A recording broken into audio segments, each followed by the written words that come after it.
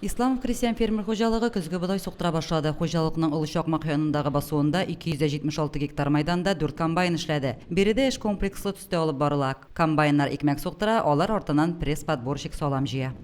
Корылык бераз уңышны киметте инде. Булганын җыеп алабыз. Тырышабыз инде. Ничек тә булса әзрәк потеря булсын дип, быел менә 5нче сезонга керәм. Әйбәт кенә итеп эшләргә, батылмаска.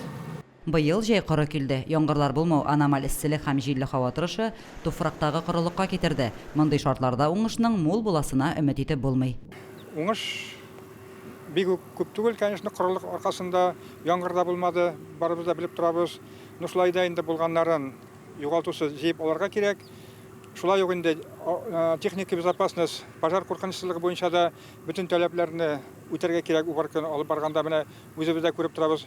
Исламов хуҗалыгында басу кырларын сразу эскәртү агрегаты белән эскәртеп баралар. Бу ни өчен дигәндә, андый-мондый хәл була күрмәсен, конечно, булганда ут таралмасын өчен. Бүгенге көндә Намус Август агрофирмалары да уракка төште. Район басу кырларында 36 комбайн эшли. Хуҗалыклар уракка яхшы әзерлек белән килгән. Техникада ашлык складлары да тулысынча әзер. Көтелгән уңыш булмавы гына күңелне тырный. Табигатьтән узып булмый, булганының бәрәкәтен бирсен. Лилия Шәймиева, Динар Нуртинов, Мөслим телевидениесе.